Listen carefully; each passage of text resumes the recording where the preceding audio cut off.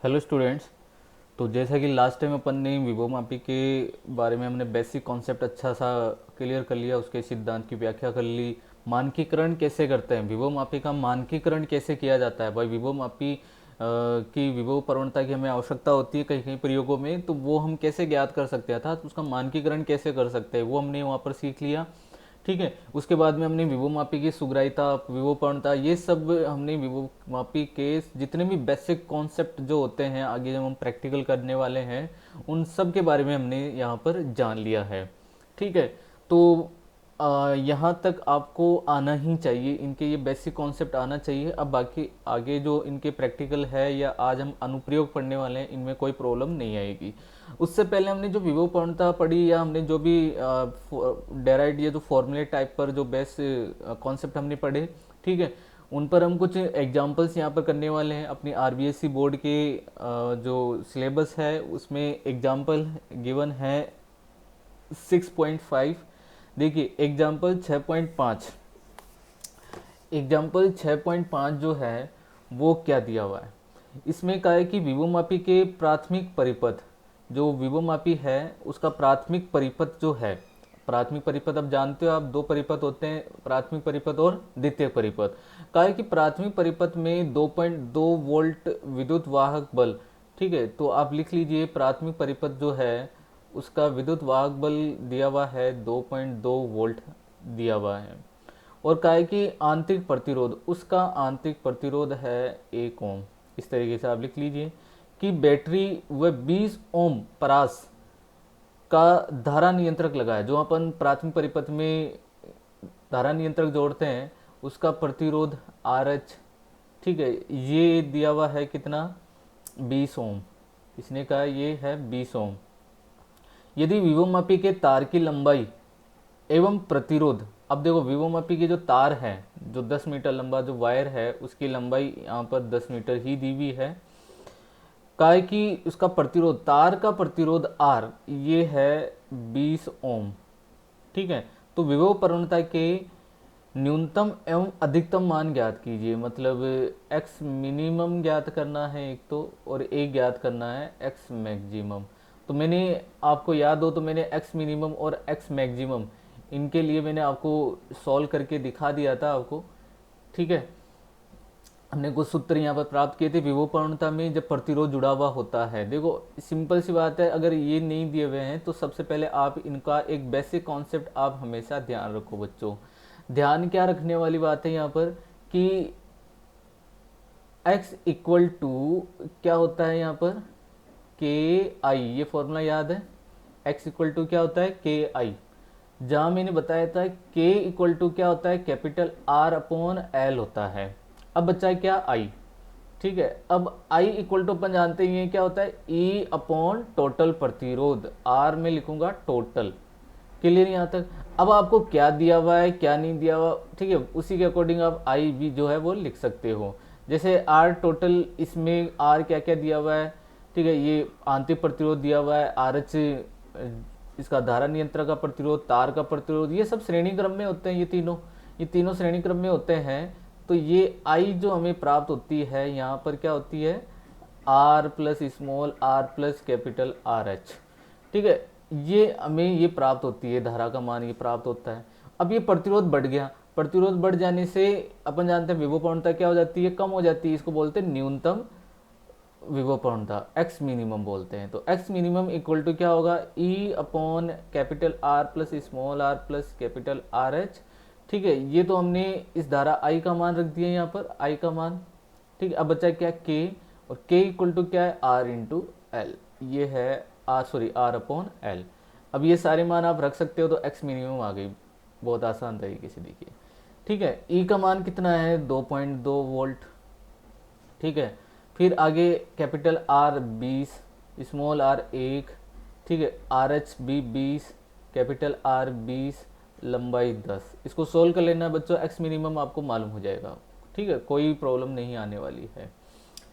अब देखिए यहाँ पर बात है एक्स मैक्सिमम की, एक्स मैक्सिमम, एक्स मैक्सिमम में आर एच का मान 0 कर दीजिए। ठीक है, एक्स मैक्सिमम के लिए आप क्या कर दोगे, आर एच का मान 0 कर दोगे, क्योंकि उसी स्थिति में जो है आई का मान अपन जानते हैं RH धारा नियंत्रक का जो प्रतिरोध अगर मैं 0 कर दूंगा तो वहां से धारा नियंत्रक से धारा अधिकतम प्रवाहित होना स्टार्ट कर देगी। ठीक है, बस आपको करना क्या है यहाँ पर E upon capital R plus small r करना है इंटू R अपॉन L। ये सूत्र भी मैंने वहाँ पर लिखवा दिए थे, ठीक है, जब मैं विभव प्रवणता पढ़ा रहा था। ठीक है, तो 2.2 अपॉन कैपिटल R वही 20 स्मॉल r इंटू वही 20 अपॉन 10। ठीक है, सॉरी यहाँ पर कितना था इसका 1। तो इसको सोल्व कर लेना है तो दोनों के आंसर आपको प्राप्त हो जाएंगे। ठीक है, तो इस तरीके से x मैक्सिमम और x मिनिमम पूछा है। अगर यहाँ पर इनके अनुपात पूछ लेता तो आप अनुपात के रूप में भी इनको हल कर सकते थे। ठीक है, अब अपन आगे बढ़ते हैं यहाँ पर। ठीक है, नेक्स्ट एग्जाम्पल लेते हैं।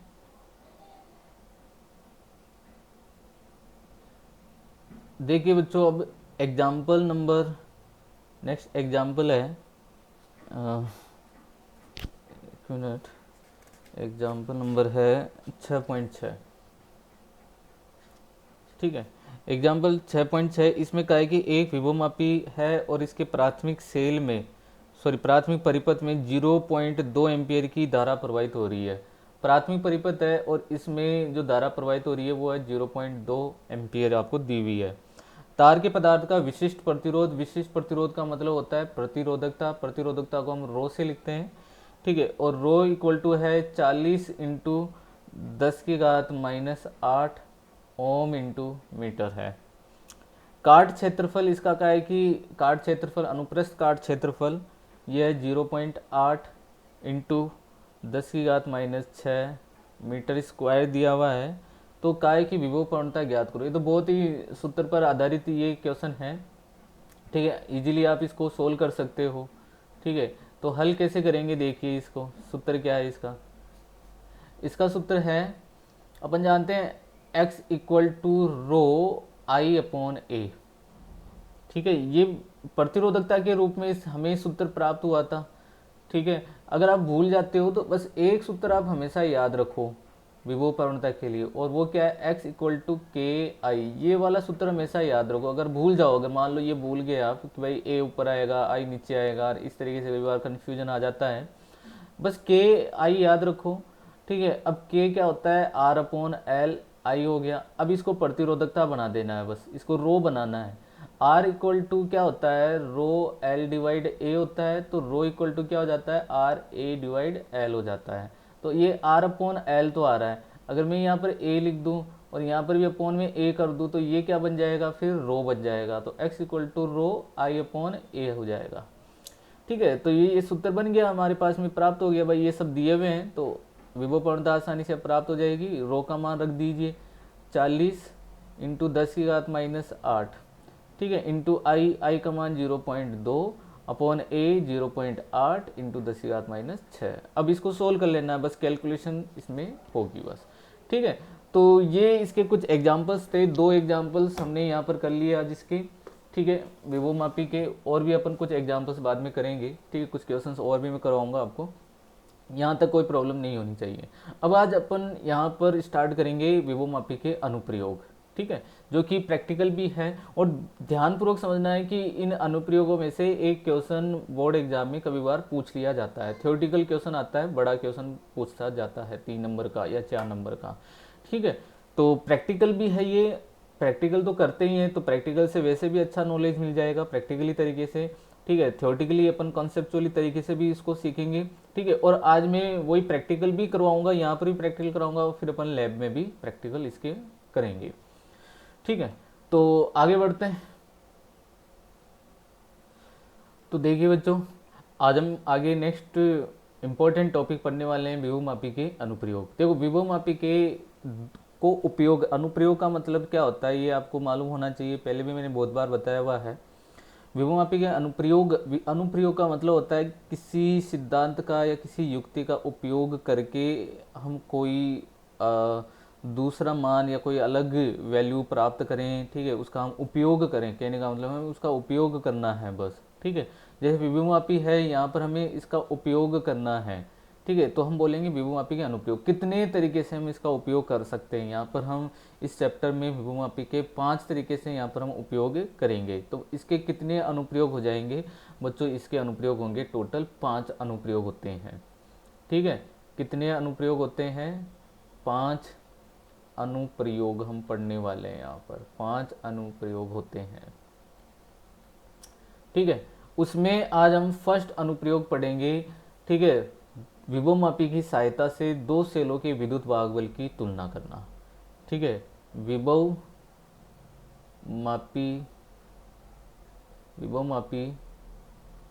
की सहायता से दो सेलों के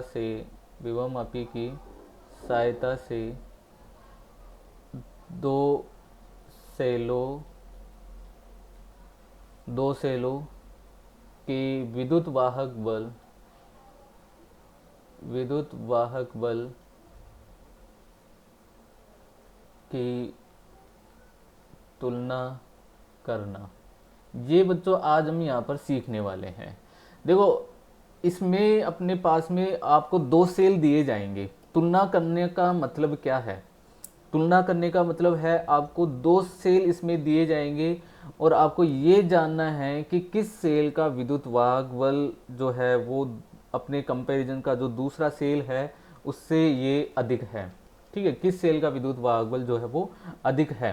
ठीक है, यहाँ पर ये तुलना करने का मतलब होता है। 2 सेल अपन को दिए हुए होते हैं प्रैक्टिकल में। देखो, जब अपन परिपथ बनाते हैं तो परिपथ में तो अपने पास में 2 नहीं 3 सेल होंगे। ठीक है, जब हम ये प्रयोग करेंगे, ठीक है, एक सेल तो प्राथमिक सेल का होता है, वो तो फिक्स है। ठीक है, और उसका विद्युत वाहक बल हमेशा प्राथमिक सेल में जो द्वितीय परिपथ में जो अपन सेल जोड़ते हैं उनसे हमेशा ज़्यादा होना चाहिए। ये बात बहुत इंपॉर्टेंट है, ये ध्यान रखना, ये बात बहुत ही इंपॉर्टेंट है यहाँ पर। ठीक है, कि प्राथमिक परिपथ में जो हम सेल का उपयोग करते हैं उसका विद्युत वाहक बल द्वितीय परिपथ में जो सेल हम यूज करते हैं उसके विद्युत वाहक बल से हमेशा ज़्यादा रखा जाता है। इसीलिए प्राथमिक परिपथ में हम द्वितीयक सेल का उपयोग करते हैं और द्वितीयक परिपथ में प्राथमिक सेल का उपयोग करते हैं। प्राथमिक सेल जैसे मैंने आपको बता दिए थे जब सेल पढ़ा रहा था, डेनियल सेल, लेक्लांसी सेल, सुस सेल, वोल्टियर सेल, ये सब कैसे होते हैं, प्राथमिक सेल होते हैं जिनको हम वापस चार्ज नहीं कर सकते हैं। ठीक है, जबकि द्वितीयक सेल को हम बारंबार चार्ज कर सकते हैं, उसको आवेशित किया जा सकता है। देखिए, विभवमापी की सहायता से 2 सेलों के विद्युत वाहक बल की तुलना करना है। तो सबसे पहले बच्चों आपको ये दिमाग में ये तो फिट हो गई बात कि 2 सेल हमारे पास में होंगे और उसकी तुलना हम यहाँ पर करने वाले हैं। यहाँ पर जब हम प्रैक्टिकल करते हैं बच्चों तो करना क्या है कि सबसे पहले इसका आपको परिपथ चित्र आपको आना चाहिए। इसमें आपको सबसे पहले विभवमापी की सहायता से 2 सेलों के विद्युत वाहक बल की तुलना करने के लिए सबसे पहले आपको इसका परिपथ आना चाहिए। जो जैसे अगर बोर्ड एग्जाम में अगर इससे क्वेश्चन पूछा जाता है, ठीक है, तो क्वेश्चन क्या पूछा जाएगा, सीधा क्वेश्चन तो नहीं आएगा क्योंकि वहाँ पर पूछेंगे विभवमापी किसे कहते हैं, विभवमापी का सिद्धांत लिखिए। फिर पूछेगा विभवमापी की सहायता से 2 सेलों के विद्युत वाहक बल की तुलना कैसे की जाती है, परिपथ चित्र बनाते हुए इसको समझाइए। इस तरीके से ये एक 4 नंबर का क्वेश्चन बनता है। क्वेश्चन इनके नंबर्स यहाँ पर डिवाइड रहते हैं। ठीक है, तो हो सकता है कि यहाँ पर इनमें और क्वेश्चन ऐड कर दे और फिर इनके पार्टीशंस में क्वेश्चंस बना दे। सबसे पहले बच्चों आपको इसमें आपको क्या मालूम होना चाहिए, इसका जो है परिपथ चित्र जो है वो इसका मालूम होना चाहिए। ठीक है, ताकि हम इसको समझ सकें। फिर अपन रचना करेंगे, कार्यविधि करेंगे। ठीक है, तो अगर सिद्धांत पूछते हैं तो सिद्धांत विभवमापी का हमने पहले लिखा हुआ है तो इसमें कोई प्रॉब्लम नहीं होनी चाहिए। तो यहाँ पर सबसे पहले हम इसका बनाएंगे परिपथ चित्र। एक नामांकित परिपथ चित्र हमें यहाँ पर बनाना होगा। ठीक है, तो मैं यहाँ पर परिपथ चित्र के लिए कलर चेंज कर देता हूँ, वाइट कलर ले लेते हैं हम यहाँ पर परिपथ चित्र के लिए बच्चों। ठीक है, सबसे पहले अपने पास में वही 2 पॉइंट होंगे। ठीक है, मैं स्लाइड को ऊपर कर देता हूँ। ठीक है, ये ले लेते हैं अपन। देखिए, तो अपने पास में परिपथ चित्र में अपन जानते हैं विभवमापी में दो बिंदु होते हैं ए और बी। मैं आपको प्रैक्टिकली भी दिखाऊंगा अभी आपको करके, ठीक है, तो घबराने वाली बात नहीं है। प्रैक्टिकल में बच्चों देखो, जो मैं यहाँ पर जो सिम्युलेटर यूज करूँगा उसमें कुछ दो अवयव अलग जुड़े हुए हैं, लेकिन ये जोड़ने की कोई आवश्यकता नहीं है। हम यहाँ पर क्या करते हैं, दो बिंदु होते हैं अपने पास में विभवमापी के ए और बी, ठीक है। चलो मैं एक बार दिखा भी देता हूँ तुम्हें। ये देखिए ये वाला, ये तो बिंदु जितनी भी बैटरी यहाँ पर है, तीन बैटरियाँ हैं अपने पास में।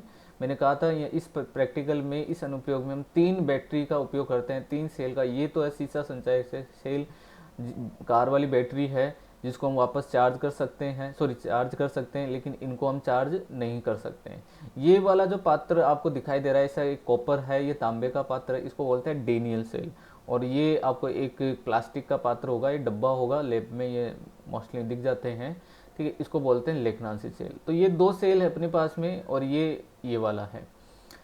तो अपने पास में ए बिंदु और बी बिंदु होते हैं विभवमापी पर, ये विभवमापी है, ठीक है। इसका ये ए बिंदु माना हुआ है और ये बी बिंदु है। ए और बी के बीच में ये तार जुड़ा हुआ है इस तरीके से, ठीक है। तो ए बिंदु से आपको सबसे पहले प्राथमिक परिपथ को जोड़ना है। प्राथमिक परिपथ में हमें बैटरी का जो धनात्मक टर्मिनल है उसको जोड़ना है ए बिंदु से। तो यहाँ पर हम चलेंगे वापस, ठीक है। ए बिंदु, ए और बी के बीच में क्या जुड़ा हुआ है, एक वायर जुड़ा हुआ है। तो हम एक यहाँ पर वायर लेंगे इस तरीके से, एक सीधा वायर ले लिया, ठीक है। अब यहाँ पर ये प्राथमिक परिपथ बना लेते हैं।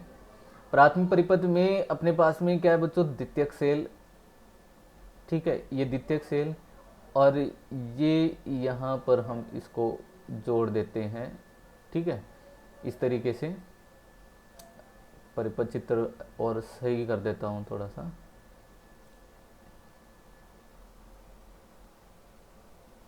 ठीक है। यहाँ पर अपन परिपथ को मैं यहाँ इनसे भी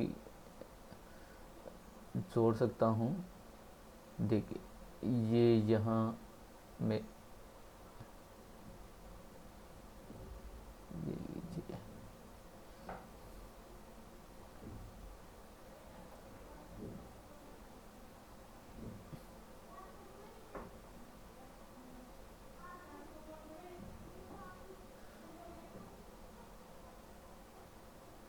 इस तरीके से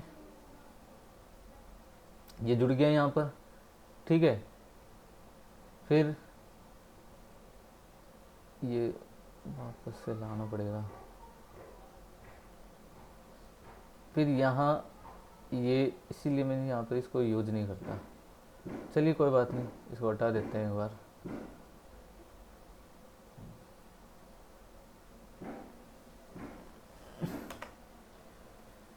चलिए ओके, देखिए बच्चों, तो ये अपने पास में द्वितीयक सेल है, ये इसका प्लस है और ये माइनस, ये इसका विद्युत वाहक बल है, हमने माना हुआ है ई।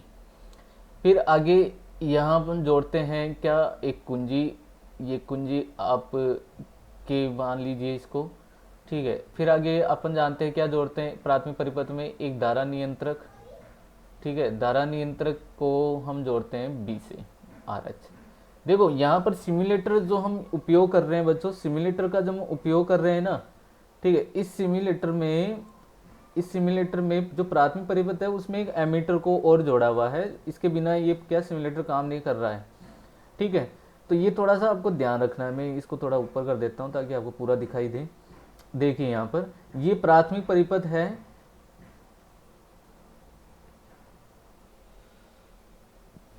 इस प्राथमिक परिपथ में देखिए ये अपने पास में सीसा संचायक सेल है, ठीक है, द्वितीयक सेल, और इसका ये प्लस ए से जोड़ दिया, ठीक है, और ये माइनस फिर जा रहा है कुंजी में। कुंजी का दूसरा डायरेक्टली देखो, अगर ये बीच में ये नहीं हो तो ये डायरेक्टली किससे जुड़ेगा, इस वायर से, ठीक है, और ये फिर जाएगा किस में, धारा नियंत्रक में। और ये धारा नियंत्रक का दूसरा वाला जो ये सिरा देखिए, ये सीधा फिर कहाँ पर आएगा, यहाँ पर बी पे। तो ये प्राथमिक परिपथ हमने ऐसे ही जोड़ा है, यहाँ पर चेक कर लीजिए, ठीक है। ये बैटरी और बैटरी का प्लस हमने यहाँ पर जोड़ दिया, और ये माइनस मैंने कुंजी में जोड़ा हुआ है, एक कुंजी का दूसरा मैंने धारा नियंत्रक का जो दूसरा जो पहला जो टर्मिनल है उससे जोड़ दिया, और फिर ये वाला हमने इससे जोड़ दिया। प्रैक्टिकल में आपको यही ध्यान रखना होता है। प्रैक्टिकल में बच्चे क्या करते हैं, इसमें 3 पेच लगे हुए होते हैं, एक ये वाला, एक यहाँ पर और एक यहाँ पर। ठीक है, तो बच्चे क्या करते हैं, कभी बार गलती से इस वाले वायर को इससे भी जोड़ देते हैं और ये वाला जुड़ जाता है। तो बच्चों धारा नियंत्रक उस स्थिति में किसी भी हाल में काम नहीं करेगा। धारा नियंत्रक काम तभी करेगा जब आपने एक वायर आपने इस जगह जोड़ोगे और एक वायर आप यहाँ जोड़ोगे, तभी आप इसको जब आगे पीछे यहाँ पर घुमाओगे, आगे पीछे सरकाओगे, तभी इसका प्रतिरोध बदलेगा और धारा नियंत्रित होगी, नहीं तो धारा नियंत्रित नहीं होगी। ये बात क्लियर हो गई होगी आपको। तो ये बच्चों अपना क्या है, प्राथमिक परिपथ जुड़ गया। अब अपन चलते हैं बच्चों द्वितीय परिपथ में। देखो अब द्वितीय परिपथ में काम कैसे करते हैं। द्वितीय परिपथ में अपने पास में 2 सेल आपको दिए हुए होंगे। ठीक है, तो मैं 2 सेल यहाँ पर आपको दिखा रहा हूँ इस जगह। चलो मैं कलर यहाँ पर यूज चेंज करूँगा मैं द्वितीय परिपथ के लिए। ठीक है, तो यहाँ पर कलर यूज कर लेते हैं हम ये वाला। ठीक है, चलिए। तो द्वितीय परिपथ जो है इसमें अपने पास में ये सेल है, ठीक है, और एक ये सेल है। 2 सेल होने चाहिए ना, यहाँ पर 2 सेल की विद्युत भाग बल की तुलना करवानी है। ठीक है, चलिए आगे बढ़ते हैं। देखिए इसको रफ कर देता हूँ वापस।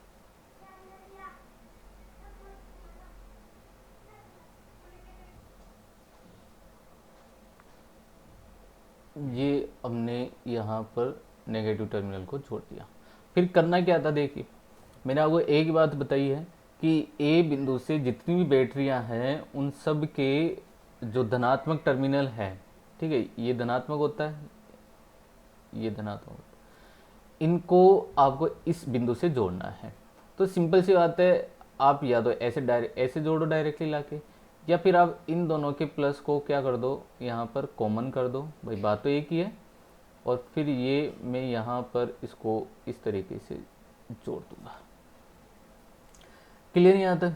फिर बच्चों उसके बाद में करना ही क्या है, उसके बाद में इसमें आपको एक चीज़ की रिक्वायरमेंट होगी, यहाँ पर आवश्यकता होगी, और वो है द्विमार्गी कुंजी, जिसके 2 मार्ग होते हो। ये तो है बच्चों एक मार्गी कुंजी, ये जो है ये क्या है, एक मार्गी कुंजी, ये ध्यान रखना है। ये बच्चों है एक मार्गी कुंजी है ना, ये वाली क्या है, एक मार्गी कुंजी है।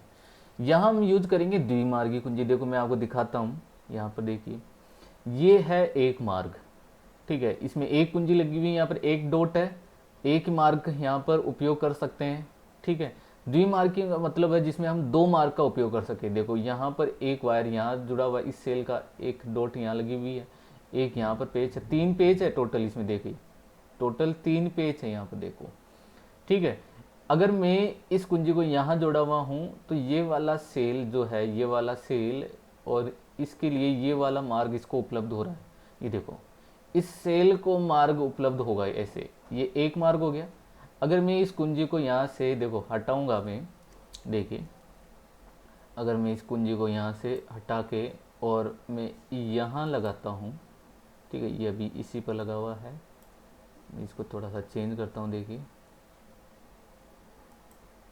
ये देखो, तो अब ये उस मार्ग पे चला गया, पीछे वाली तरफ चला गया ये। ठीक है, तो ये अब इस कुंजिश के जरिए इस सेल को मार्ग मिल जाएगा ऐसे। ठीक है, इस तरीके से। तो अपने पास में कितने मार्ग हो गए, 2 मार्ग हो गए। तो इस कुंजी को हम कहते हैं द्विमार्गी कुंजी, यहाँ पर हम कहेंगे बच्चों। क्लियर यहाँ तक, ये बातें आपको मालूम होनी चाहिए। ठीक है, तो हम यहाँ पर हमने यहाँ पर क्या उपयोग कर लिया, द्विमार्गी कुंजी का हमें यहाँ उपयोग करना चाहिए। देखो ये मैंने अभी क्या जोड़ा है, पीछे अभी मैंने परिपथ बनाया था, उसमें 2 सेल थे, एक डेनियल सेल और एक लेखनासी सेल। दोनों का जो धनात्मक टर्मिनल है, दोनों का ये धनात्मक टर्मिनल है दोनों के, इन दोनों को ए बिंदु से जोड़ दिया। अब इनके नेगेटिव टर्मिनल आ गए, ऋणात्मक टर्मिनल, इनको किससे जोड़ना है, द्विमार्गी कुंजी। देखो एक पेच यहाँ पर, एक पेच यहाँ पर, और फिर आगे ये इस तरीके से। ठीक है, तो मैं आगे बढ़ता हूँ। देखिए बच्चों आगे बढ़ते हैं। तो यहाँ पर क्या होनी चाहिए, एक द्विमार्गी कुंजी होनी चाहिए। तो मैं इस जगह यहाँ पर यूज करूँगा एक द्विमार्गी कुंजी। ठीक है, एक द्विमार्गी कुंजी का हम उपयोग करते हैं। इस तरीके से, ये पेज है, ठीक है। ये देखो द्विमार्गी कुंजी बनाने में इसी तरीके से बनाते हैं। ये एक्स टर्मिनल होगा इस मार्गी कुंजी का और ये वाई टर्मिनल होगा। इसका जो ऋणात्मक है वो हम जोड़ देंगे यहाँ पर, ठीक है। इसका ये वाला ऋणात्मक टर्मिनल है वो हम जोड़ देंगे यहाँ पर, और बीच वाला जो पेज होगा, ये 3 पेज है यहाँ पर, बीच वाला जो पेज है वो हम जोड़ देंगे किससे, गैल्वेनोमीटर से। यहाँ पर हम जोड़ेंगे इसको किससे, गैल्वेनोमीटर तार धारा मापी से। यहाँ आपको जोड़ना है इसको धारा मापी से, और धारा मापी का ये वाला सिरा अपन जानते हैं, फिर किससे जोड़ देते हैं, जो कि जे से। ये बात क्लियर होगी। मान लो कि इसका विद्युत वाहक बल है E1 और इसका विद्युत वाहक बल है वो क्या है, E2। तो ये तो हो गया क्या, परिपथ हमने जोड़ लिया इस तरीके से, ठीक है।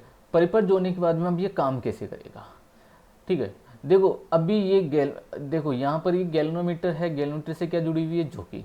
इस गैल्वेनोमीटर में विक्षेप तभी आएगा जब ये परिपथ पूर्ण होगा, द्वितीय परिपथ।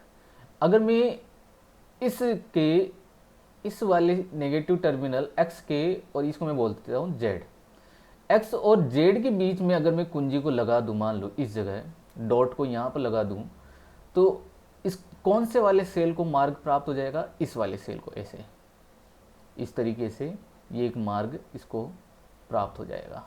तो ये सेल काम करना स्टार्ट करेगा जिससे गैल्वेनोमीटर में विक्षेप आएगा। तरीका वही है यहाँ पर, पहले आप यहाँ इसको संपर्क करोगे, यहाँ संपर्क करोगे, यहाँ संपर्क करोगे तो दाईं तरफ विक्षेप आएगा, यहाँ संपर्क करोगे तो बाईं तरफ विक्षेप आएगा। तो मध्य में एक बिंदु मिलेगा, संतुलन बिंदु, जहाँ पर शून्य विक्षेप प्राप्त होगा। फिर आप उसकी संतुलित लंबाई प्राप्त करोगे। फिर आप इस कुंजी को यहाँ से हटाओगे और यहाँ लगाएंगे, फिर इसको हटा दिया, यहाँ लगा दिया, तो ये सेल इसमें कनेक्ट हो जाएगा, ठीक है। तो फिर इस सेल के लिए हम अलग संतुलित लंबाई प्राप्त होगी। मान लो इस वाले सेल के लिए आपको संतुलित लंबाई L1 प्राप्त होगी और इस वाले सेल के लिए आपको संतुलित लंबाई L2 प्राप्त होगी। लेकिन विभव मापी की विभव पूर्णता तो हमेशा x ही होती है, ठीक है। तो अगर इसकी विभव पूर्णता x है विभव मापी की, तो इस सेल का विद्युत वाहक बल कितना हुआ, हमने कल देखा था कैसे हम सेल का विद्युत वाहक बल ज्ञात करते हैं। तो वो क्या था, E1 equal to x L1, तो इसका कितना हो जाएगा, E2 equal to x L2 हो जाएगा। बहुत ही सिंपल है। अब तुलना करवानी है, देखो ये मान आ गए अपने पास में, सेल के विद्युत वाहक बल आपको मालूम भी नहीं थे, लेकिन आपने क्या ज्ञात कर ली, इस सेल के लिए संतुलित लंबाई आ गई L1, फिर आपने इसको उठाया यहाँ लगाया, इस सेल के लिए संतुलित लंबाई आ जाएगी L2।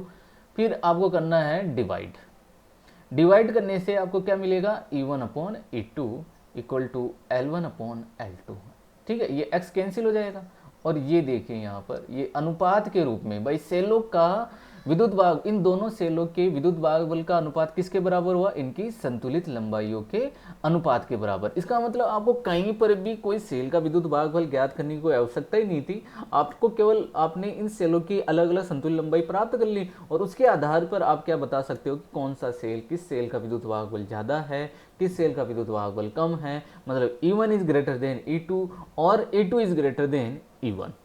क्लियर नहीं आता, कोई भी एक सेल का विद्युत वाहक बल ज़्यादा या फिर कम हो सकता है, इसी को हम यहाँ पर तुलना के रूप में लिखते हैं।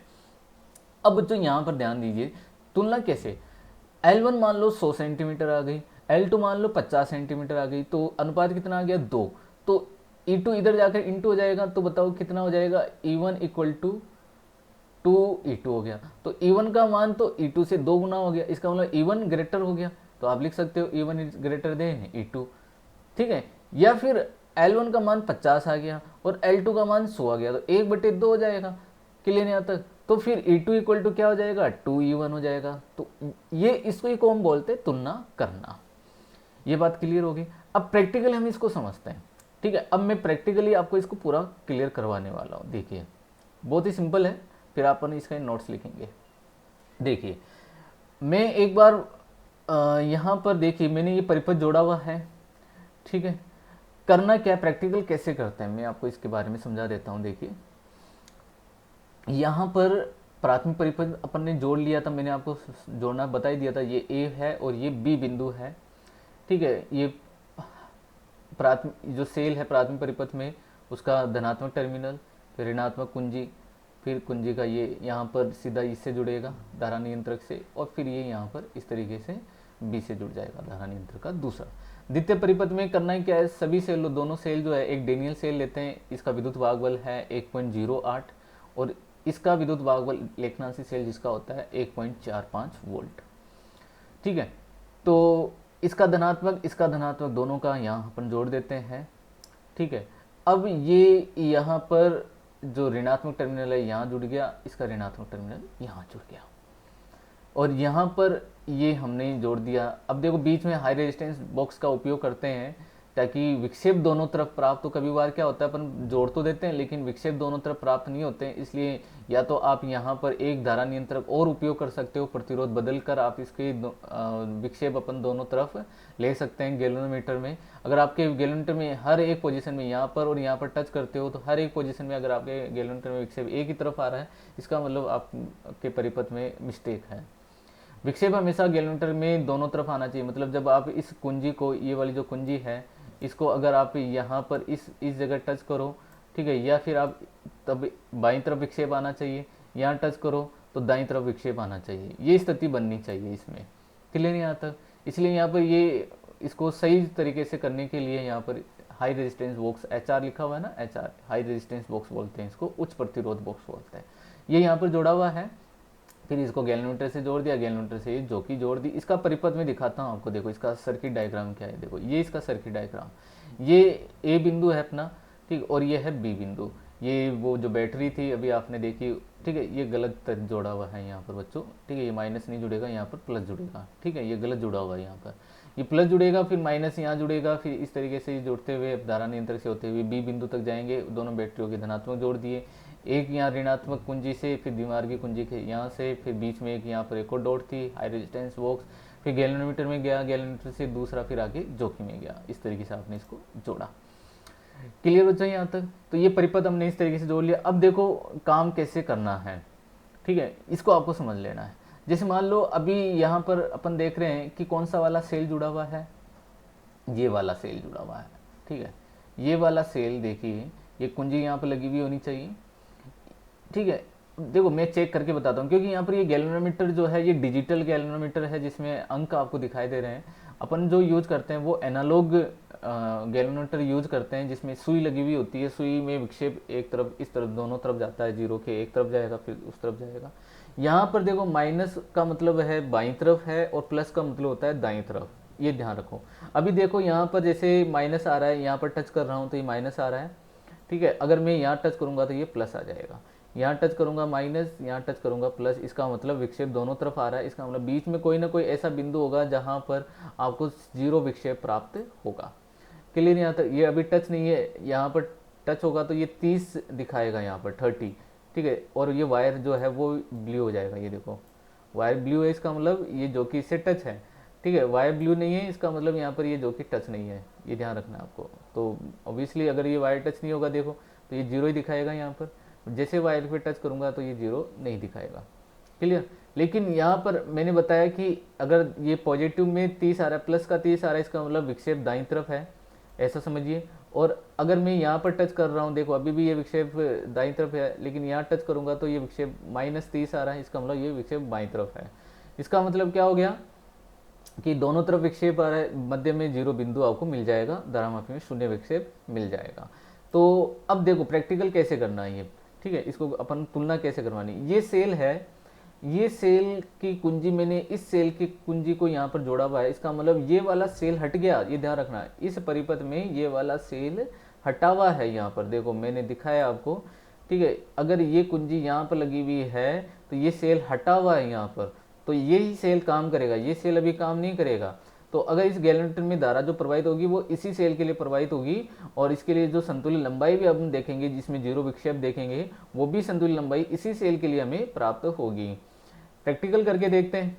देखिए मैं आपको स्टार्टिंग से करके ये दिखाता हूँ। ये देखिए अभी हम पहले वायर पर है, ठीक है, तो अब मैं इसको इधर खिसकाऊंगा तो आप देखोगे, देखिए यहाँ पर मैं इस पर खिसकाता हूँ इसको, तो कुछ भी गैल्वेनोमीटर में आप देखोगे ये 30 का 30 ही दिखाई दे रहा है, जबकि अपनी लंबाई बढ़ती जा रही है। देखिए इस तरीके से, ठीक है, इस तरीके से अपन घुमाते जाएंगे, ये बढ़ती जा रही है, ये देखिए, ठीक है, आप चेक कर पा रहे हो, अभी भी 30 आ रहा है, ठीक है। तो अपन को क्या करना है, कुंजी को डायरेक्टली ऐसी पोजीशन में ले जाओ जहाँ पर विक्षेप चेंज हो जाए, विपरीत दिशा में आ जाए।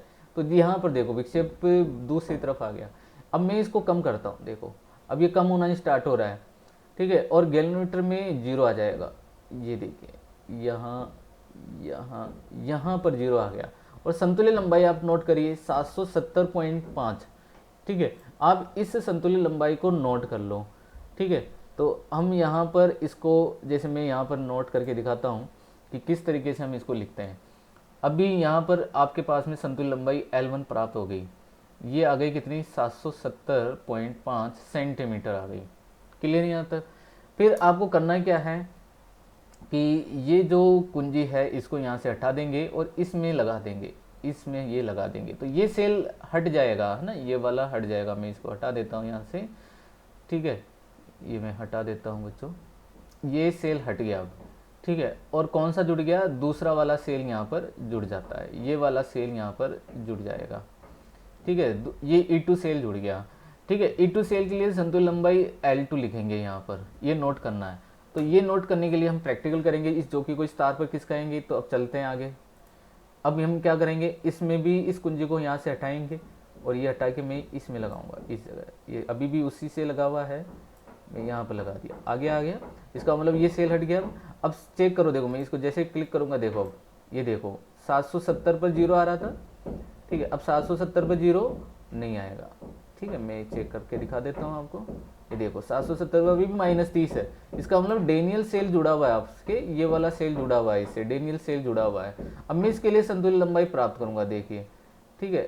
चलते हैं और आगे चलते हैं। यहाँ पर देखो ये 5 आ रहा है, इसका मतलब यहाँ पर लगभग इस जगह देखिए, ये 0 करके देखते हैं, ये लो, ये यहाँ पर 0 आ गया, 555, ठीक है। L2 अपनी कितनी आ गई बच्चों, अब 555 हमें प्राप्त हो गई। ये अपन यहाँ पर L2 का मान लिख सकते हैं हम, ठीक है।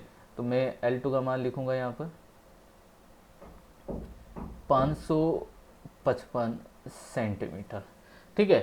तो L1 आ गया, L2 आ गया। अब करना क्या है बच्चों, आपको इसको डिवाइड कर देना है, आपको मालूम हो जाएगा कौन से सेल का विद्युत वाहक बल ज़्यादा था, किसका कम था। तो मैं E1/E2 लिखूंगा इक्वल टू L1/L2, ठीक है। तो E1/E2 इक्वल टू L1 कितना है बच्चों, 770.5 सेंटीमीटर अपॉन 555, ये करेंगे तो ये बच्चों ऑलमोस्ट 1.35 या 38 के समथिंग ये प्राप्त होगा, ये मान, ठीक है। और ये बिल्कुल एग्जैक्ट मान है। देखिए एग्जैक्ट कहने का मतलब है कि जो मैंने अभी बताया था E1 सेल, जैसे इस प्रैक्टिकल में मैंने कहा था ये सेल हम उपयोग करते हैं, ये लेखनांशी सेल है, इसका वोल्टेज कितना होता है बच्चों, 1.45 होता है, इसका वोल्टेज होता है 1.08 वोल्ट होता है, आप चेक करके देख लेना, ठीक है। अगर आप E1 का मान, इस सेल का विद्युत वाहक बल मैंने लिखा E1 इक्वल टू कितना, 1.45 वोल्ट लिखा मैंने, E2 यहाँ पर कितना है, 1.08 वोल्ट है। डिवाइड करोगे ना, जब आप इसको भी जब डिवाइड करोगे तब भी ये लगभग इतना ही आएगा, 1.35 के समथिंग ही आएगा, और ये आएगा 1.38।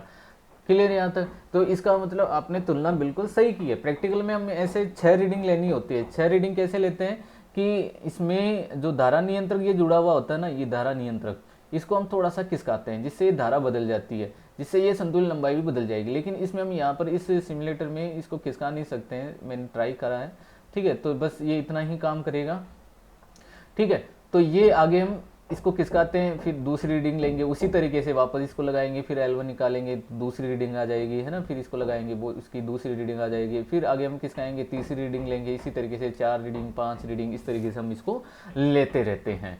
ये आपको प्रैक्टिकल क्लियर हो गया। तो इसी को बोलते हैं सेलों के विद्युत वाहक बल की तुलना करना।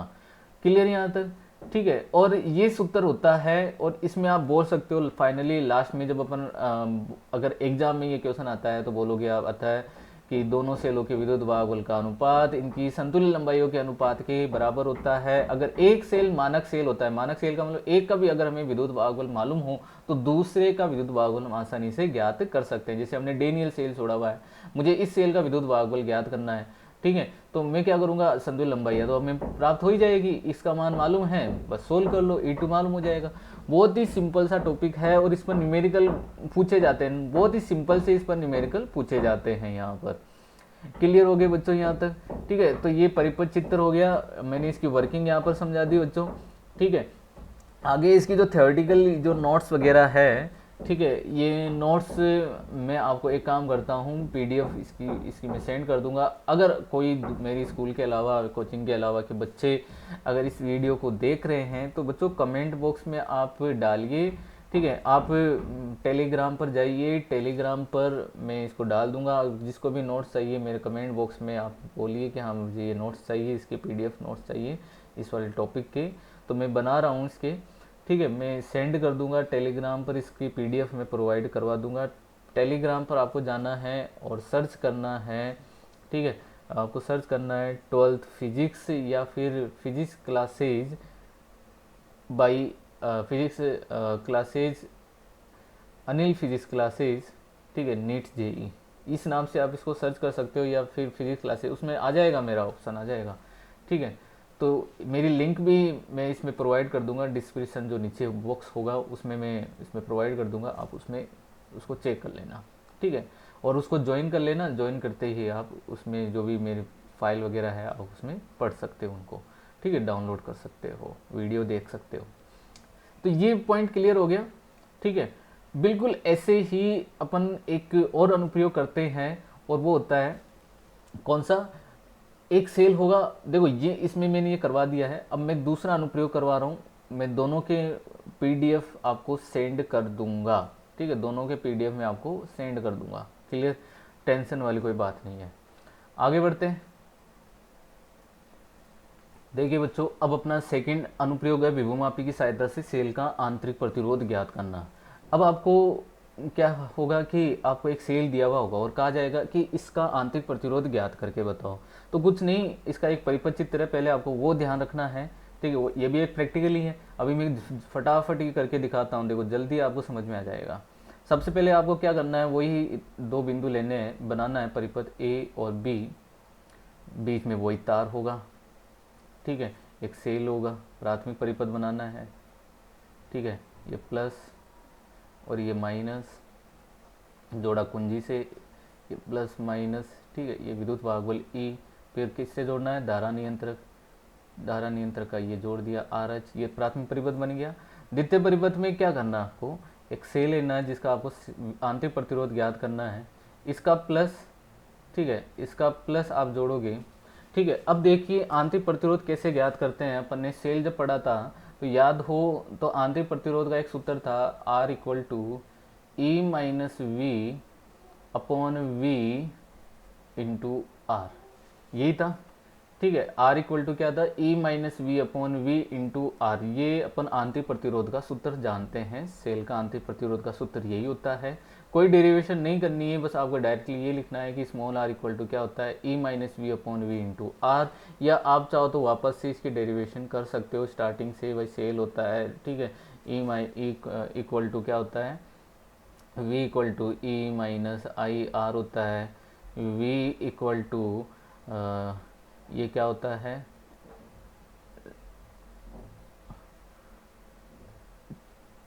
सॉरी एक बार मैं इसको छोड़ देता हूँ। ठीक है, इसको अपन इधर ले जाते हैं, I R equal to E minus V बन जाता है, are equal to E minus V upon I हो जाएगा, क्योंकि v इक्वल टू क्या होता है फिर आई इक्वल टू क्या होता है, v अपॉन कैपिटल आर होगा। तो small r equal to E minus V upon V into capital R, ये प्राप्त हो गया था। इतना अपन ने सेल पढ़ा था तब। ठीक है, आंतरिक प्रतिरोध का ये सूत्र होता है। सेल का आंतरिक प्रतिरोध ज्ञात करना है, और जरूरत किसकी पड़ रही है, देखो अब जरूरत ये ई तो अपन को मिल गया, अब ये वी की आवश्यकता होगी, वी इंटू आर। ठीक है, एक हमारे पास में एक प्रतिरोध भी होना आवश्यक है यहाँ पर। ये सेल है जिसका विद्युत वाहक बल है E1, तो ये यहाँ पर अपने पास में होगा E1, ये ध्यान रखना है। ठीक है, तो E1 इसके लिए अपन एक सेल के लिए संतुलन लंबाई ज्ञात करेंगे L1, तो E1 इक्वल टू क्या होगा, XL1 होगा। अभी ये परिपथ कैसे जोड़ेंगे अपन, वो मैं बता रहा हूँ आपको, क्या क्या जरूरत पड़ेगी इसमें। एक हमें R की जरूरत पड़ेगी यहाँ पर, और वो क्या होगा, VR के लिए होगा। मैं इस VR जो है, मतलब ये अगर धारा प्रवाहित होगी तो ये V के इक्वल होगा। ठीक है, तो ये V कब प्राप्त होगा, ठीक है, जब अपन कोई प्रतिरोध होगा उसमें कोई धारा प्रवाहित होगी तो उससे विभवपतन होगा, और इसके लिए अपन कोई संतुलन लंबाई L2 ज्ञात करेंगे, तो ये XL2 आएगा। ठीक है, तो कहने का मतलब है आपको किसकी आवश्यकता पड़ रही है, एक प्रतिरोध की ओर आवश्यकता पड़ रही है, तो हम यहाँ पर जोड़ते हैं एक प्रतिरोध बॉक्स, इस जगह हम एक प्रतिरोध बॉक्स जोड़ देते हैं, RB बोलते हैं इसको, RB। ठीक है, और इनका ये पॉइंट यहाँ इस कॉमन कर देते हैं, और इस तरीके से हम ऐसे इसको जोड़ते हैं। प्रतिरोध बॉक्स जो होता है ना, ठीक है, उसके साथ में हम एक कुंजी और जोड़ते हैं, ये एक मार्गी कुंजी पहली K1, और इसको बोलते हैं कुंजी K2, दूसरी एक मार्गी कुंजी। ठीक है, इस तरीके से। और इसका जो नेगेटिव टर्मिनल है, ठीक है, इसको अपन इससे जोड़ देते हैं, और यहाँ अपन एक कॉमन पॉइंट लेके यहाँ जोड़ देते हैं क्या, गैल्वेनोमीटर, और ये झोंकी, इस तरीके से आप जोड़ दो इसको, तो ये परिपथ बन गया। ठीक है, तो होता क्या है कि आप इस कुंजी को निकाल दोगे तो ये सेल काम करना स्टार्ट कर देगा इसमें। ठीक है, केवल ये काम करेगा, ये कुंजी हट जाएगी तो धारा तो केवल ऐसे ही जाएगी, इसमें ऐसे ही प्रवाहित होगी इस वाले में। क्लियर यहाँ तक? अगर आप कुंजी जोड़ दोगे तो प्रतिरोध बॉक्स भी, इसका कोई प्रतिरोध R होगा, धारा प्रवाहित होगी, विभवपतन होगा, ये सब अभी मैं समझा दूंगा। ठीक है, मैंने तो आपको ये परिपथ कैसे बनाते हैं आंतरिक प्रतिरोध ज्ञात करने के लिए, वो मैंने आपको समझा दिया। तो ये प्राथमिक परिपथ, और ये इसका क्या हो गया, द्वितीय परिपथ हो गया बच्चों। ठीक है, अब हम बढ़ते हैं एक बार सिम्युलेटर में, ताकि हम इसकी वर्किंग को सीख सकें आसानी से। अब मैं सिम्युलेटर में इसको जोड़कर दिखाऊंगा। देखिए, ये अपने पास में विभव मापी दिखाई दे रही है आपको, ये विभव मापी है ना, वही एमीटर जुड़ा हुआ है। तो एमीटर का कोई रोल नहीं है, ये ध्यान रखना बच्चों, है ना, कि आप बोलोगे सर आपने प्राथमिक परिपथ में एमीटर नहीं जोड़ा, आप इसको नेग्लेक्ट करो यहाँ पर, क्योंकि सिम्युलेटर में ये यूज कर रहा है, सिम्युलेटर ये काम नहीं करता सिम्युलेटर, है ना। ठीक है, और ये अपना गैल्वेनोमीटर है, और ये अपना प्रतिरोध बॉक्स है। ठीक है, हाई रेजिस्टेंस बॉक्स क्यों जोड़ रहा है यहाँ पर, हाई रेजिस्टेंस बॉक्स का जोड़ने का रीजन है यहाँ पर क्या, वही दोनों तरफ विक्षेप प्राप्त करने के लिए, भाई परिपथ सही है गलत है। तो यहाँ पर पहले आप, एक मिनट, ये क्या हुआ। ठीक है, सबसे पहले आपको करना क्या है कि ये धनात्मक टर्मिनल को जोड़ देना है इससे, एक मिनट बच्चों। ठीक है, इससे अपन जोड़ देंगे इसको, मैं इनको हटा देता हूँ। ठीक है, और ये कुंजी को मैंने यहाँ पर जोड़ दिया, इससे जुड़ेगी क्या, इससे तो जुड़ेगी। फिर ये यहाँ जुड़ जाएगा, फिर ये यहाँ इस वाले से, फिर ये यहाँ बी से, ये प्राथमिक परिपथ बन गया अपना। ठीक है, मैं डॉट को लगा देता हूँ, अभी नहीं लगेगा, प्राथमिक पूरा परिपथ बनने के बाद में फिर अपने पास में एक सेल और होगा। ठीक है, जिसका हमें आंतरिक प्रतिरोध ज्ञात करना है, इसका धनात्मक अपन को जोड़ देना है किससे, सॉरी। ठीक है, ये धनात्मक पॉइंट जोड़ दिया इसका। ठीक है, एक अपन को प्रतिरोध बॉक्स और चाहिए होगा। ठीक है, प्रतिरोध बॉक्स को भी हम यहाँ पर जोड़ सकते हैं बच्चों, ये यहाँ पर कुछ मिस्टेक हो रही है, मैं ट्राई कर रहा हूँ। चलो मैं एक बार इसको पॉज करके, तो देखिए बच्चों, ये मैंने परिपथ पूरा जोड़ लिया। ठीक है, क्या क्या प्राथमिक परिपथ तो हमने जोड़ ही लिया था। ठीक है, ये जो प्रतिरोध बॉक्स है ना, ठीक है, इस प्रतिरोध बॉक्स का मैंने बताया था आपको कि एक किससे जुड़ेगा, धनात्मक से जुड़ेगा। आप चाहो तो इस वायर को यहाँ जोड़ो डायरेक्टली ऐसे, या फिर आप इस वायर को यहाँ पर इस बैटरी के धनात्मक से जोड़ दो, कॉमन हो जाएगा। मैंने कॉमन करके दिखाया था ना, यहाँ पर देखो, ये प्रतिरोध बॉक्स का ये वाला और ये पॉजिटिव दोनों कॉमन है इस जगह, और फिर ये जा रहा है किसमें, ए से जा रहा है। ठीक है, तो वही यहाँ पर मैंने किया हुआ है यहाँ पर। ठीक है, ए पर जा रहा है ये, फिर इसका नेगेटिव, प्रतिरोध बॉक्स का नेगेटिव एक कुंजी में जाएगा, दूसरी वाली कुंजी में, फिर ये देखो यहाँ पर ये कुंजी में जा रहा है, फिर कुंजी से किस में जाना है, गैल्वेनोमीटर में। ठीक है, अब गैल्वेनोमीटर में जाए उससे पहले इसको हाई रेजिस्टेंस बॉक्स से जोड़ा हुआ है, क्यों क्यों क्योंकि अपने पास में विक्षेप दोनों तरफ प्राप्त होने चाहिए। प्रैक्टिकली होता है ये, वाकई में कभी बार प्रॉब्लम आ जाती है, अगर ये जोड़ देते हैं अपन तो प्रॉब्लम नहीं आती है फिर। ठीक है, तो ये हाई रेजिस्टेंस बॉक्स से जोड़ दिया, और फिर इसको अपन ने गैल्वेनोमीटर से जोड़ दिया, और ये गैल्वेनोमीटर का ये वाला वायर हमने जोखिम में जोड़ दिया। अब इस सेल का जो नेगेटिव टर्मिनल है उसको यहाँ पर जोड़ना है। इसका इससे कोई कनेक्शन नहीं होना चाहिए। आप या तो इस वायर को यहाँ जोड़ दो, ठीक है, या फिर आप इस वायर को यहाँ पर भी जोड़ सकते हो डायरेक्टली, इस जगह भी आप जोड़ सकते हो, ठीक है। मैंने यहाँ पर इसको जोड़ दिया यहाँ पर, ठीक है।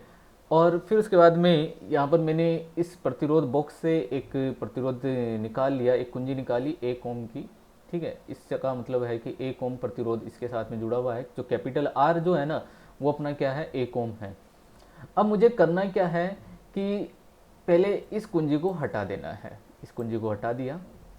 इस कुंजी को हटाकर अब देखो, इस कुंजी को हटा दिया तो ये प्रतिरोध बॉक्स जो है ना वो इस परिपथ से नहीं जुड़ा हुआ है, ये ध्यान रखना। ये हट गया यहाँ पर। अब केवल क्या जुड़ा हुआ है, ये सेल ये ऐसे जुड़ा हुआ है डायरेक्टली। ये देखो, ये सेल जुड़ा हुआ है, ऐसे आ रहा है इस तरीके से, ठीक है। ये सेल जुड़ा हुआ है डायरेक्टली। यही मैंने आपको इसमें समझाना चाह रहा था कि अगर आप इस कुंजी को हटा देते हो तो ये सेल जुड़ेगा बस केवल इससे डायरेक्टली। और इसके लिए आपको करना क्या है, संतुल्य लंबाई ज्ञात कर लेनी है। तो जैसे यहाँ पर हमने यहाँ पर इसको स्टार्ट करते हैं, ठीक है। वही एक बार क्या मिलेगा आपको, 30, ये देखिए 30, यहाँ टच करोगे तो माइनस में आ गया, ठीक है। तो इसका मतलब अपना प्रैक्टिकल मतलब जो परिपथ है वो सही है। फिर आप इसको कम करिए, ठीक है, तो कहीं ना कहीं आपको ये 0 मिलेगा, ठीक है। कहाँ पर आता है देखते हैं एक बार, 1 मिनट, ये सही नहीं चल रहा यहाँ पर, ये देखिए वही आ रही है 770.5 सेंटीमीटर। तो आप इसको नोट कर लीजिए। जैसे मान लो अपने पास में L1 आई, ठीक है। जो सेल जुड़ा हुआ है, ये वाला सेल जुड़ा हुआ है ना, इसके लिए आपके पास में संतुल्य लंबाई प्राप्त होगी, मान लो L1, ठीक है। ये कितनी आई, 770.5 सेंटीमीटर आ गई, ठीक है। फिर आपने एक प्रतिरोध बॉक्स से प्रतिरोध निकाल लिया आपने 1 ओम का, ये जोड़ दिया। अब ये कुंजी लगा दो। ये कुंजी लगाते ही अपना क्या हो जाएगा, ये प्रतिरोध बॉक्स भी इसके साथ में जुड़ जाएगा। अब होता क्या है बच्चों कि ये प्रतिरोध बॉक्स लग जाने की वजह से, प्रतिरोध बॉक्स के लग जाने की वजह से, ठीक है, इसमें भी पहले इसमें प्रतिरोध बॉक्स में धारा प्रवाहित नहीं हो रही, ये आर जुड़ गया। अब इसमें भी धारा प्रवाहित होगी, ठीक है, इसमें भी धारा प्रवाहित होगी। तो मान लो अगर इसमें धारा आई प्रवाहित होती है तो बच्चों कितना विभव पतन हुआ, आई आर। इस प्रतिरोध बॉक्स पर एक विभव पतन हो जाएगा, आई आर, विभव उत्पन्न हो जाएगा, V equal to I R बोलेंगे। और हम इस वास्तव में इस विभव के लिए संतुल्य लंबाई L2 प्राप्त करेंगे। अब हम ज्ञात करेंगे L2, ठीक है। तो V equal to I R हम प्राप्त करेंगे यहाँ पर, ठीक है। मतलब ये संतुल्य लंबाई L2 प्राप्त करेंगे इस वाले विभव पतन के लिए। E1 के लिए हमने ज्ञात कर ली 770.5 सेंटीमीटर आ गई और ये फिक्स रहेगी हमेशा, ठीक है। अब हम इसके लिए निकालेंगे, जैसे 1 ओम निकाला ना मैंने, 1 ओम पर कितना विभव पतन हुआ, जो भी हुआ विभव पतन, उसके लिए हम यहाँ पर ज्ञात करेंगे क्या, संतुल्य लंबाई। तो ये मैंने जोड़ दिया। अब चेक करते हैं, देखो संतुल्य लंबाई या -30 आ रहा है। आगे बढ़ते हैं, संतुल्य लंबाई चेंज हो जाएगी। ये देखो इस जगह ये कम होना स्टार्ट हो गई, ठीक है। ये देखिए यहाँ पर इसको चलाते हैं, देखिए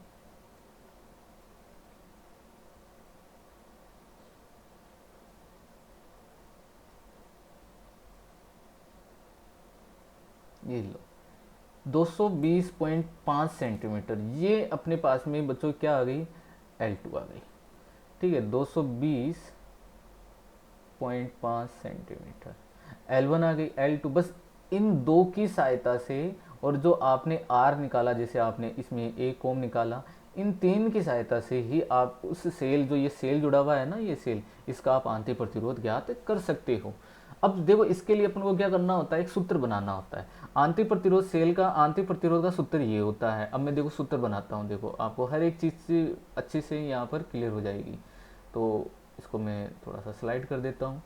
देखिए बच्चों, ये अपना सेल था E1, तो यहाँ क्या लिख दो, E1, ठीक है। यहाँ पर हम लिखेंगे E1। ये V, ये वाला V है। तो जब आपने E1 के लिए क्या निकाला, आपने संतुल्य लंबाई L1, यह L1 आ गई। लेकिन आप जानते हो कि E1 इक्वल टू क्या होगा, E1 इक्वल टू होगा XL1 होगा, क्लियर। और v जो है वो किसके इक्वल होगा, XL2 के इक्वल होगा। बस ये काम खत्म हो गया बच्चों। अब देखिए E1 की जगह क्या लिखो XL1 और V की जगह क्या लिखना है XL2, एक सूत्र प्राप्त होगा R इक्वल टू E1 की जगह हम क्या लिखेंगे XL1 माइनस V की जगह क्या लिखना है XL2, ठीक है। फिर अपॉन में क्या लिखना है अगेन XL2 और ये ब्रैकेट इंटू R। सूत्र प्राप्त कर रहे हैं देखो आंतरिक प्रतिरोध का विभव मापी के लिए। R इक्वल टू अब क्या हो जाएगा, X कॉमन आएगा यहाँ पर, ये देखिए तो X कॉमन आएगा तो X कैंसिल हो जाएगा, ऊपर क्या बचना है L1 minus L2 upon L2 into R।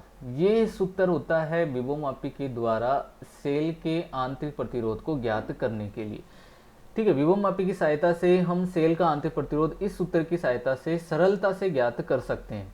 देखो अभी मैंने प्रैक्टिकल करके दिखाया, L1 निकाल लिया हमने, R कितना था 1 ओम, R कितना है बच्चों 1 ओम था।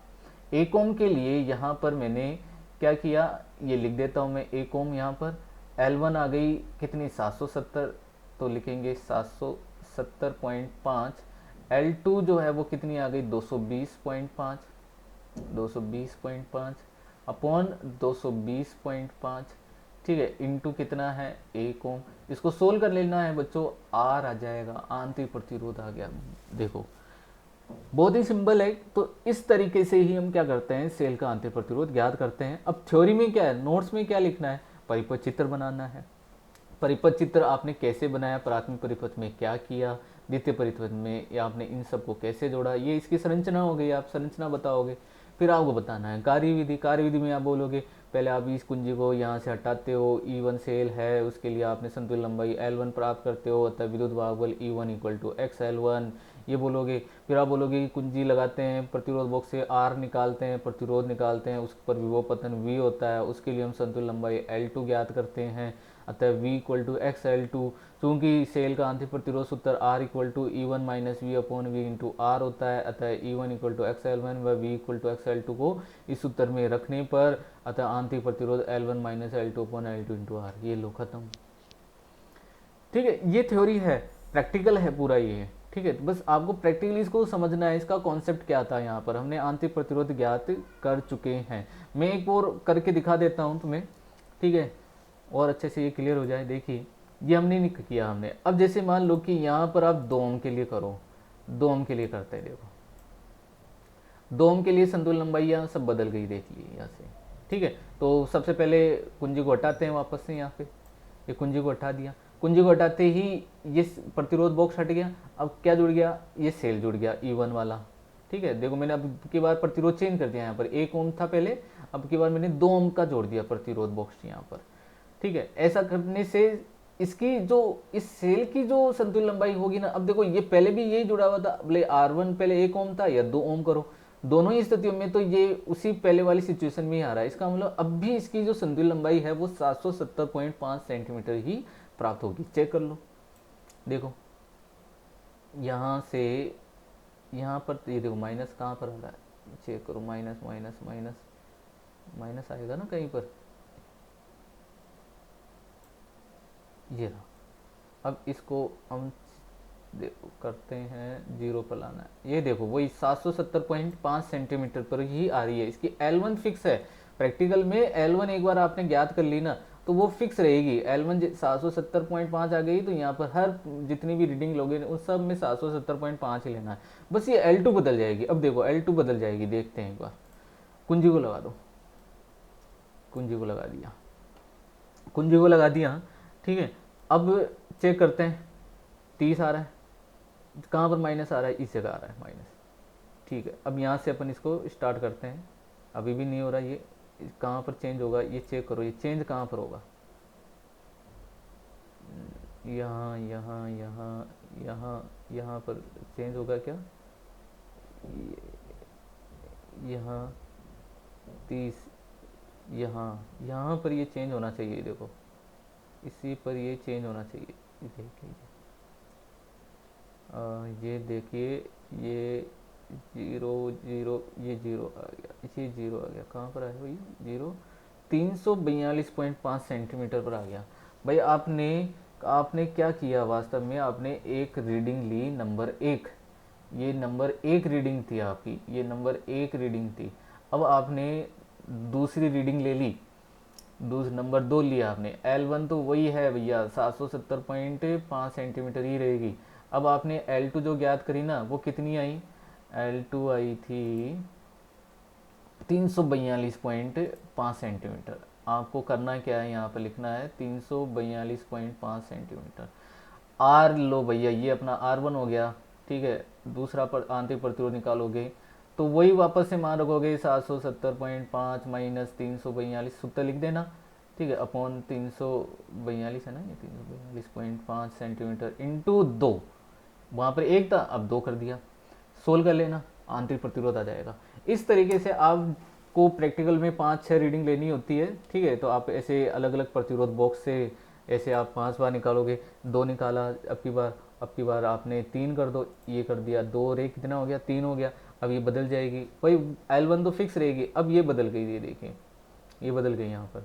अब ये थोड़ी सी संतुलन लंबाई बढ़ जाएगी इस जगह, ये देखिए इस जगह, इस वाले में, ठीक है। इस वाले में आप इसको बदलोगे, ये 1 मिनट बच्चों, ये क्या है, इसमें थोड़ा वाइट टच ढंग से नहीं होता, क्योंकि ये प्रैक्टिकल तो अपन कंप्यूटर पे कर रहे हैं। ये लीजिए, ये देखो, ये 420 आ गई इसकी बार, है ना, 420 आ गई। क्लियर बच्चों यहाँ पर? तो ये प्रैक्टिकल क्लियर हो गया होगा आपको बहुत अच्छी तरीके से, इनके नोट्स मैं आपको प्रोवाइड करवा दूंगा। और आप देख पा रहे हो कि मैं कितना अच्छे तरीके से आपको इन टॉपिक्स को क्लियर करवा रहा हूँ, लाइव प्रैक्टिकल करके। कोई क्लासरूम में, क्लास में अपन बोर्ड पर इनको समझाते हैं, ठीक है, जबकि मैं यहाँ पर आपको बोर्ड पे समझा भी रहा हूँ और प्रैक्टिकल करके भी आपको मैं दिखा रहा हूँ कि किस तरीके से ये काम कर रहे हैं, ठीक है। तो ये आपके दिमाग में फिट हो गए होंगे, तो आपको ये अच्छा लगा होगा, ठीक है, जिस तरीके से मैं ये पढ़ा रहा हूँ।